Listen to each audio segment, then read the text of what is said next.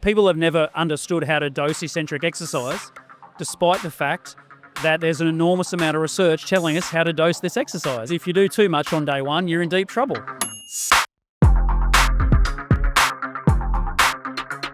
Welcome back to VALDCAST. Today I am incredibly excited because we have more or less a juggernaut within the hamstring space today.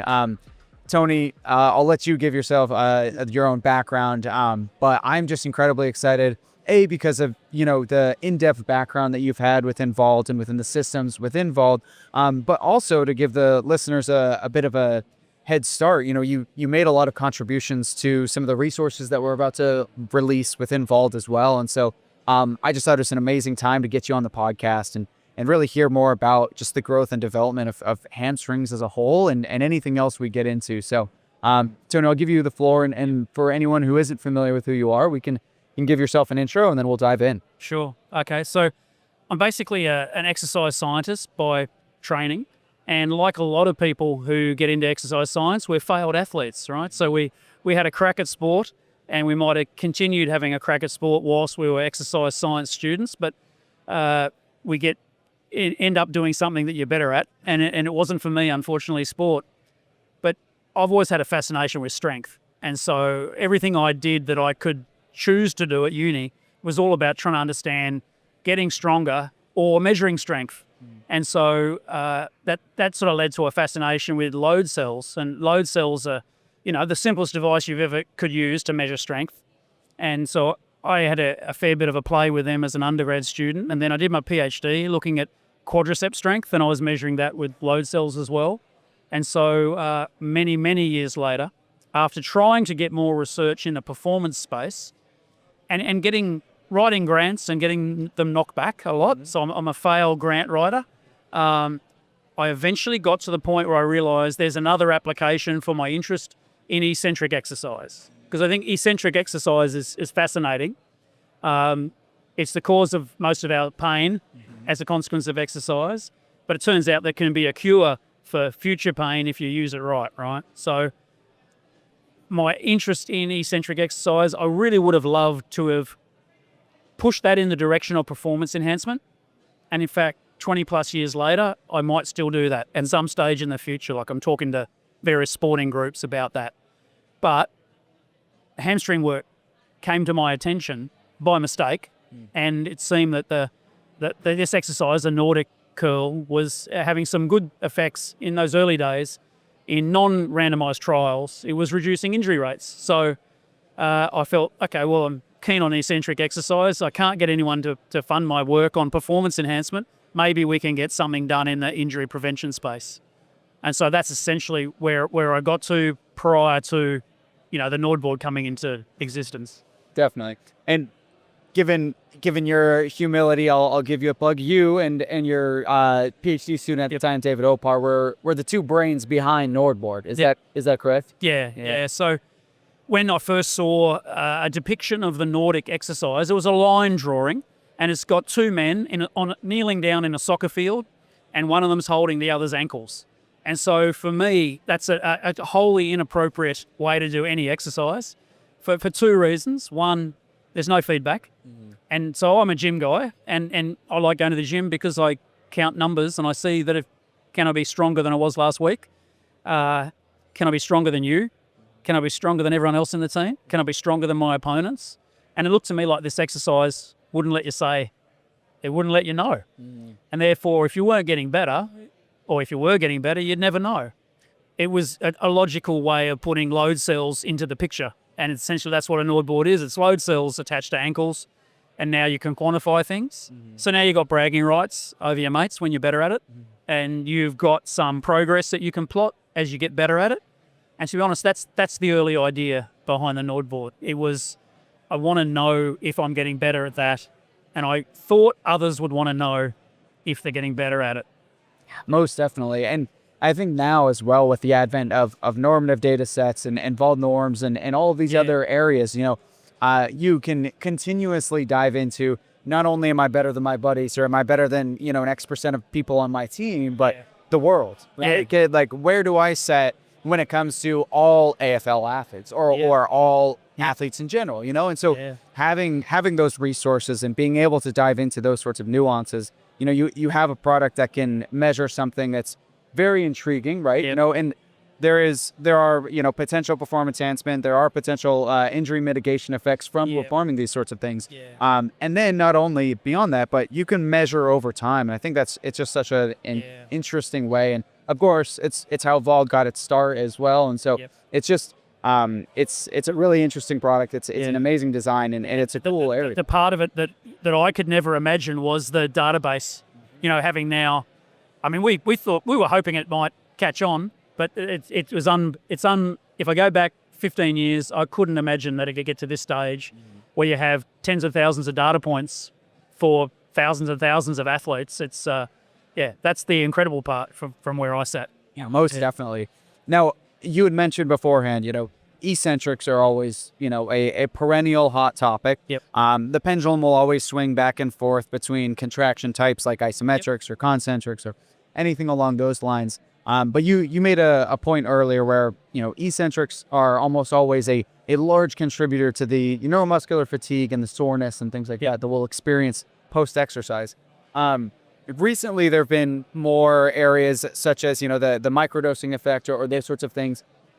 What's your take on some of these newer styles of eccentric training or newer ways in which people are dosing this exercise? Yeah, well, I think that people have never understood how to dose eccentric exercise, despite the fact that there's an enormous amount of research telling us how to dose this exercise. And not just that exercise, but eccentric work. And so the original work is, you know, on quad muscle soreness, walking up and down stairs. And what we know from that is if you do too much on day one, you're in deep trouble. And you might be in deep trouble for 2 weeks.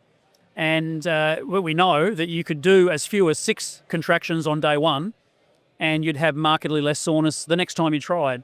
And so that repeated bout effect, it is one of the most studied effects in exercise science.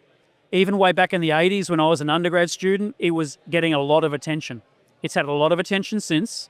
Most people are trying to find a cure for it, right? A supplement, for example, that they could take.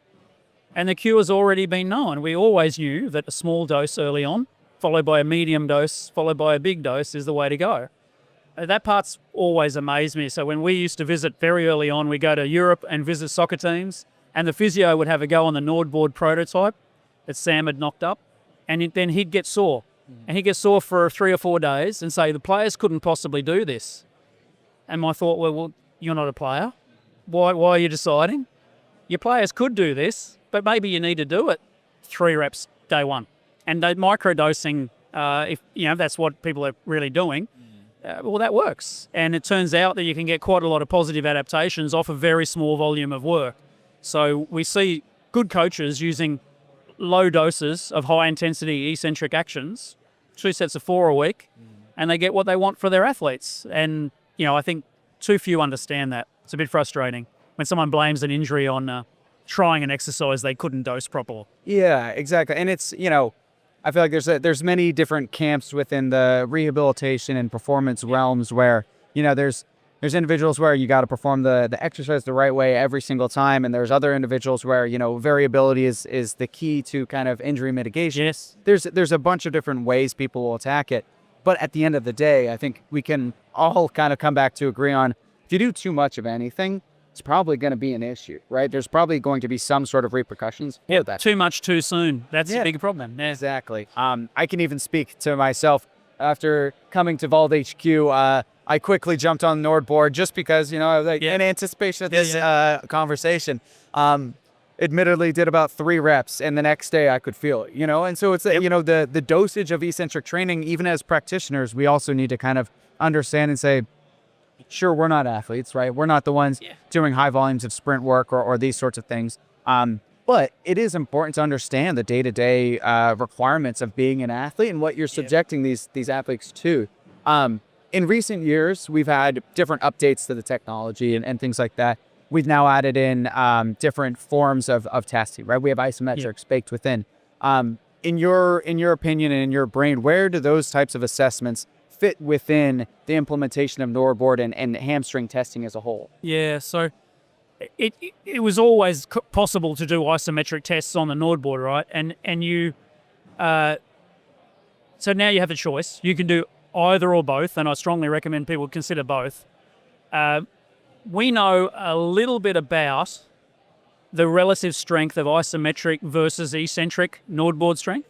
And when someone is very, very poorly conditioned, an athlete who hasn't done much of this, you sometimes find their isometric strength is better than their eccentric strength, but there generally should be a gap there. Your eccentric strength should be somewhat higher than your isometrics.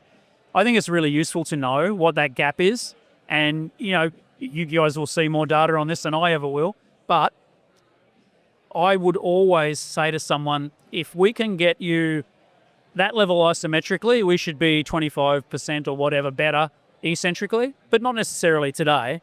That might take some time. You've got to get better at this exercise, which many people find very challenging.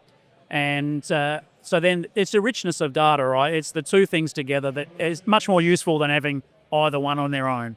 Yeah, most definitely. And it's one of those things where you get the data in front of you and you say, okay, you can't cheat physiology, right? And so if you see something in front of you saying, well, this individual's producing greater amounts of force isometrically in a certain position than they got in their peak force from a Nordic, well, then you get to say, okay, well, maybe right now isometrics are where they're most comfortable, and maybe we can start to dose those in just as a way to get load within the system. But over time, we're going to need to habituate their experiences to eccentric so we can truly get a better understanding, because I think a lot of times people will occasionally look to eccentric testing and say, oh, well, it's not reliable because we're not getting the numbers that we think we're going to get. When, it's so much different than that, right? It's the experience that you have within testing and what you're doing with that totally levels up the results and the training that you're able to kind of perform.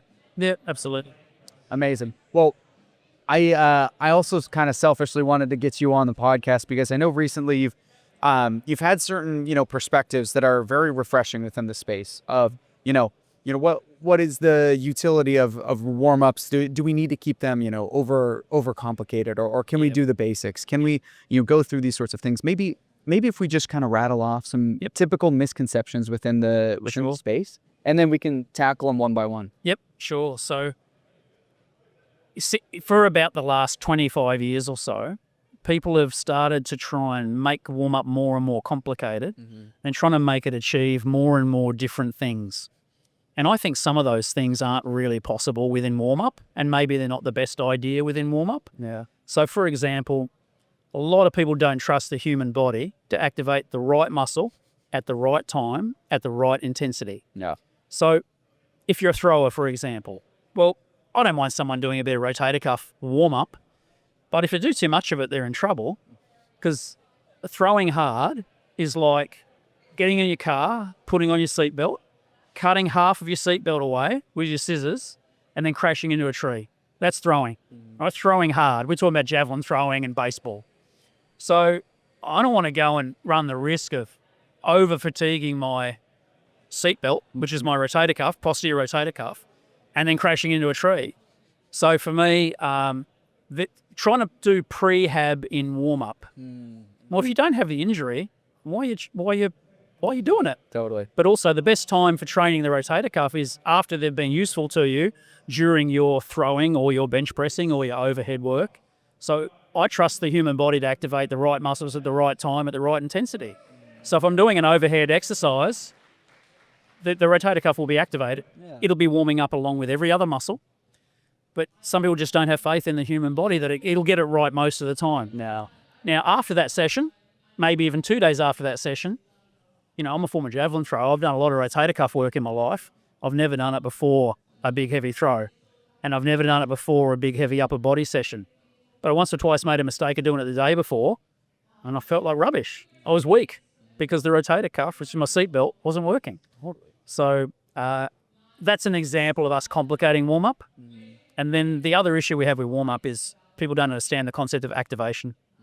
So if you're doing an activation exercise, it's because you don't actually have a real reason for doing it. Like, I might have an exercise and it's to improve strength. Yeah. I can actually describe a gym session as a strength training session. Yeah. I could describe it as a hypertrophy session.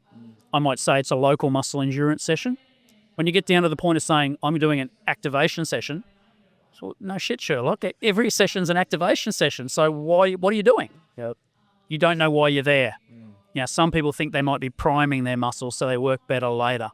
But the total sum of evidence for that benefit is very small. Yeah. And I think it's sometimes not even practical. Right? There's a lot of sporting environments where you can't go to the gym 3 hours before you compete.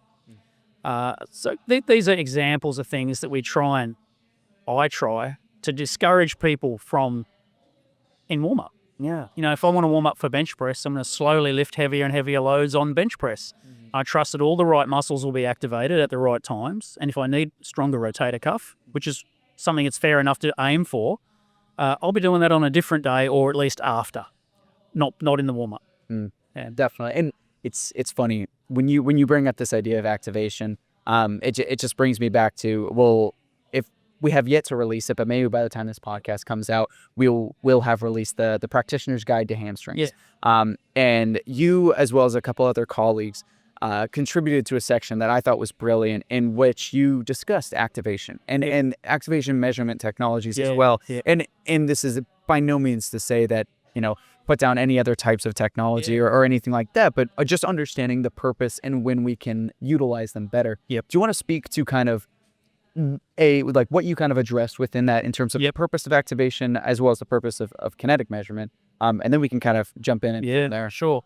So if you want to analyze exercises with the hope of trying to determine which muscles are most important and what sort of benefits you might get if you train with them constantly, well, we typically in exercise science, we've relied upon surface EMG, right? We stick an electrode on a muscle, we contract it, and we can see electrical activity through the skin. And electrical activity is electrical activity. It is a stimulus for a contraction, but it's not adaptation. It's not necessarily proportional to adaptation. So if we take a muscle and put it at very short lengths, we'll have a lot of EMG. That's not the best place to train that muscle necessarily. If you look at hamstrings, short lengths is not the best place to train hamstrings. You should be training them at long length as much as you can. But we'll get a lot of EMG from short length exercises. And so we have studies out there where, for example, they've compared, the tantrum exercise. So you get a Swiss ball and you bang the back of your heels on the Swiss ball. There's no load. It's just your shank and you're moving it backwards and forwards. So tantrum's a great name for it, if ever you've had kids. So I've seen studies which say the tantrum gives you a higher EMG activity than a deadlift, and that the tantrum was a higher intensity exercise than a deadlift.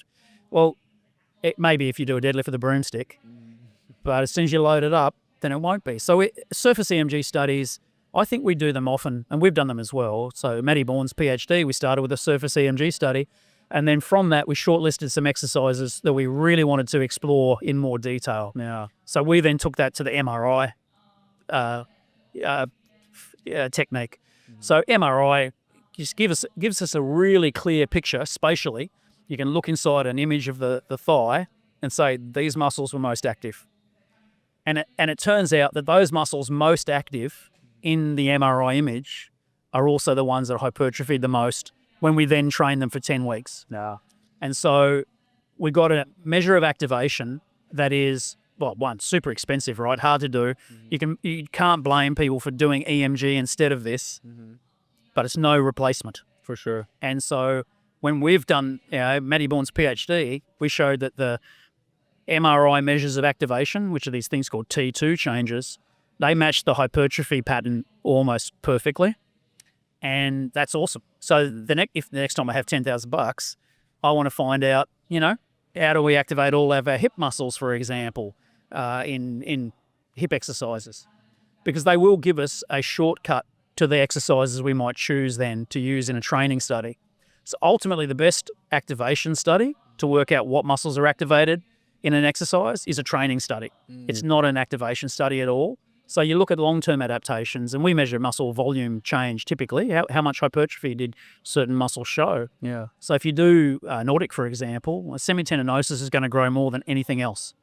In fact, out of Nordics, semitendinosus growth alone will be 52% roughly 50% of your muscle growth.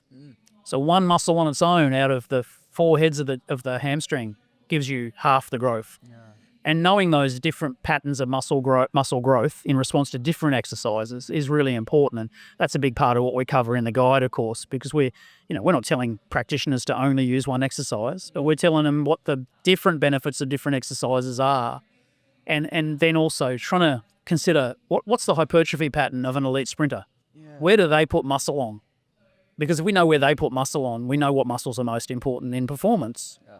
Because it's not just about preventing injury, of course. It's about training for performance enhancement as well. Mm-hmm.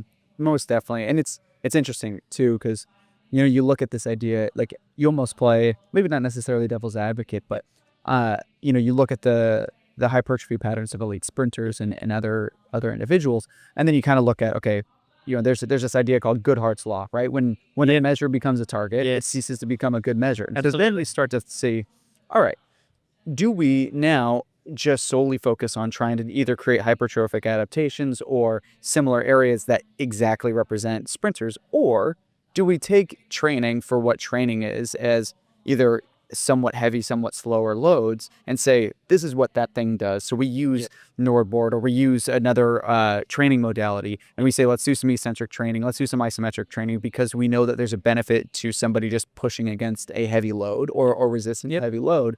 I'm curious to hear your thoughts on, do we replicate the demands of the task, or do you try and add variability and variety within the training? So that's the $64 million question in training, right? And everyone has a lot of different perspectives exist.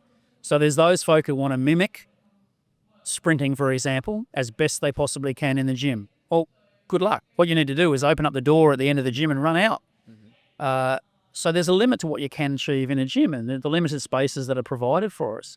And not every gym has the 60-meter track through it. I've got a gym at work. It's got a 30-meter track through it. It's useless. There's no way you can get to top speed in that. So what I look at the resistance training supplement to running training, I think that I can perhaps help speed up some of the adaptations that a lot of non-sprinters can't get. So if we consider, the Olympic sprinter and the glute development and the hamstring development and the hip flexor development that they have, we don't run enough. I don't run enough. Yeah. I doubt that too many other people run enough. And even if we ran enough, we don't run fast enough. So we're not loading. But the biggest load I can put on my hamstrings in sprinting is pretty modest. Mm-hmm. So for the non-elite track sprinter, which is most athletes, we need to do something different. And we want to supplement their training with stimulating a pattern of adaptation. Now, it's not because hypertrophy is the only thing. It's not the be-all and end-all. However, we know that the hamstrings in a sprinter are around about somewhere between 20 and 60% bigger than an untrained person. So good luck getting that just from sprinting. It's going to take a while, and you probably have to be an elite sprinter. But we can get 10 weeks of Nordics, and we can get a really significant portion of the way along that track in a short time. Now, semitendinosus hypertrophy, for example, that's the muscle that grows the most out of Nordics. It's also the muscle that grows the most in sprinters. Mm-hmm. So the Nordics, while some people will say, well, that's not a very sport-specific pattern, you would be better off running. Or I'd say, well, you're better off running and doing Nordics, because the hypertrophy pattern that we see in sprinters is something that Nordic mimics really well. Now, other knee flexion tasks do the same, but Nordics does it much better than people think. So we have people who are functional gurus, and they're into functional movement patterns, or I'd like to be a structural guru if I could be. So I think of structure. I want to model the structure of the elite on the sub-elite and push them in that direction. And the strength training environment is a place where we more time efficiently get to where we need to be. Now, of course, you wouldn't just do any one exercise. There's a heaps of room for every other exercise known to man, and we've got to have something in there for the amazing hip extensor strength development that people get. So whether that's RDLs or various other things, there's a heap of options. And you just got to know what your tools are, your exercises. And so lest someone accuse us of focusing on hypertrophy too much, though, there's all those architectural changes that we want to get as well.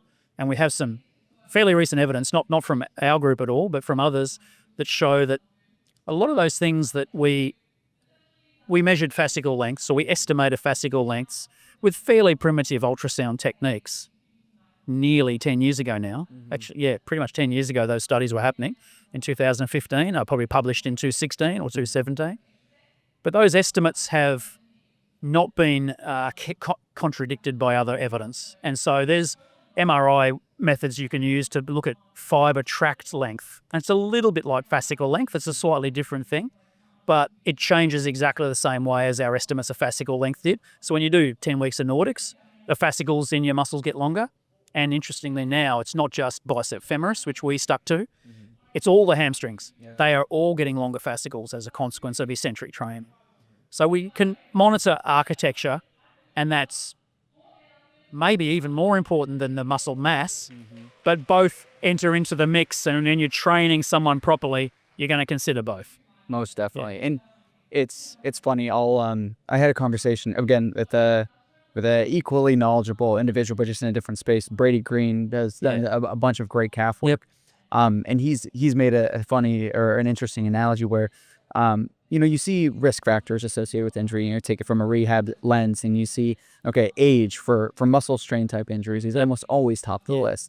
And so you look at it and you say, well, maybe it's not just the fact that there's, the passage of time and someone's getting older, but like what is underpinning these ideas and what's underpinning age? Well, when we think about an extend age over broad time of, you get to your 70s, 80s, 90s, right? You see those sorts of things. The structural changes are very prevalent, right? You see fascicle lengths change, or you see hypertrophy, change. And from there, you start to be able to zoom out and say, okay, maybe it's not just the fact that older people are more risky to experience injury, but it's these underpinning characteristics. And now how do we change those? Well, we adopt different eccentric training parameters, or we're able to then set load thresholds within new developments and technologies so that we can say, all right, we want to make sure we're maintaining a certain level of impulse with each rep or within each area, so that we can ensure that there's a sufficient amount of load going into the tissue. Absolutely. I think one of the things that we need to consider is that when we're conditioning someone for running, if something makes them better at running, it probably just it means that running should be slightly less stressful for them. It probably means that it should be less risk of injury. And I think one of the things that we and others made the mistake of doing 10 years ago is not focus on the performance side of things enough.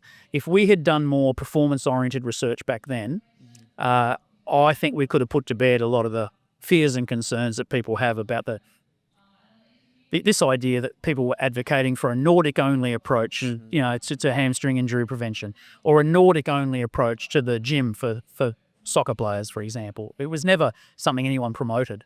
But we could have done a better job of saying, hey, we realise this is going to be performance-enhancing as well. What we do have now, though, we've got a heap of evidence that an eccentric exercise program is very effective for sprint speed. And weirdly, very, very weirdly, there are studies still that compare a knee-focused approach to hamstring conditioning, and it usually uses Nordics, to a hip-focused approach. And strangely, very strangely, because I would always have predicted the opposite, the Nordics is it's equally good or it's better in almost all the comparison studies. So there is something else going on, and I can't tell you what it is, except maybe it's a sprint pattern of hypertrophy that we stimulate with it. But there's some recent studies showing that curvilinear sprinting, if you do sprint training plus Nordics, it beats sprint training plus RDLs. Now, I love RDLs. I come from a weightlifting background. We do everything on a platform. I wasn't interested in machine-oriented training. I wasn't interested in leg curls at one stage. I would have sworn black and blue that the hip extension exercise, because it trains all those other hip extensors, must be better. But it's not turning out to be better. Now, of course, you should combine all of them. But sometimes you get surprise results on the performance front. And if you absolutely hate Nordics or you hate single joint exercises, then you'll probably never be convinced.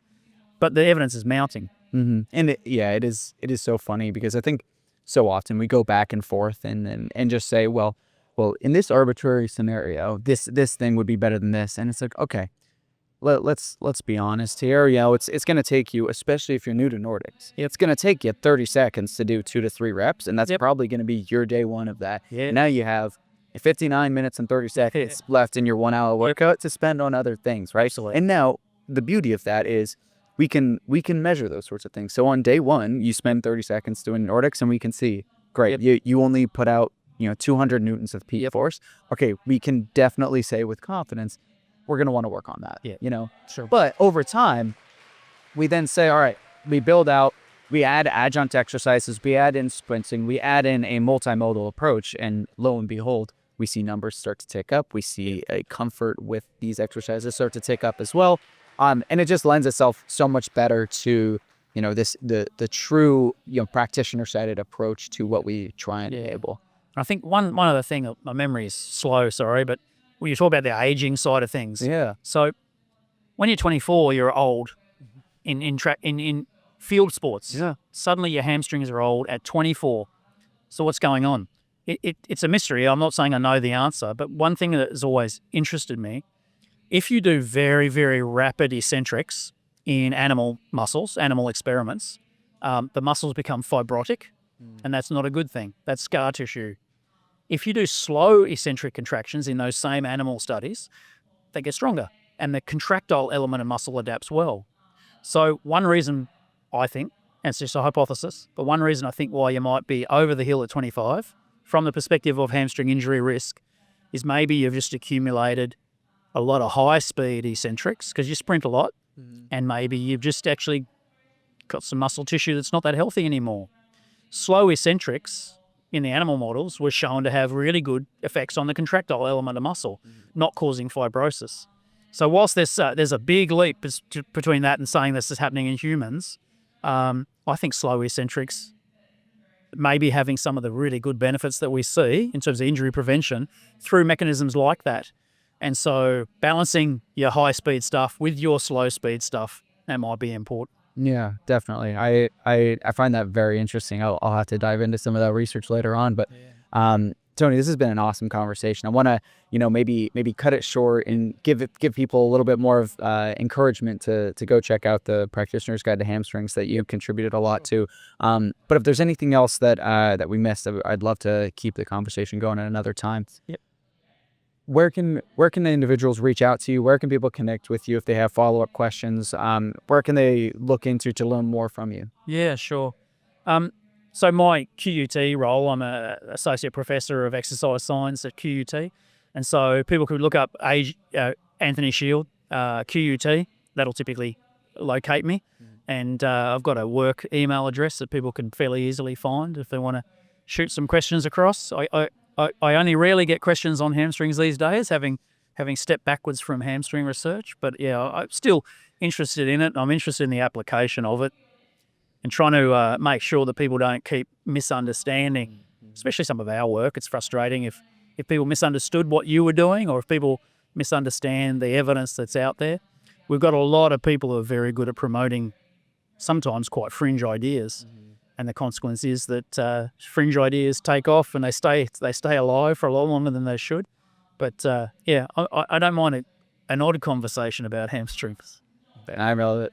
Well, Tony, thank you so much for being on the podcast. It was a very refreshing conversation. I'm really excited to get this out for the listeners. But yeah, for anybody who's listening, keep your eye out for the Practitioner's Guide to Hamstrings, and we look forward to hearing from you about any other resources that we come out with. So, Tony, thank you so much. Thank you. Appreciate it.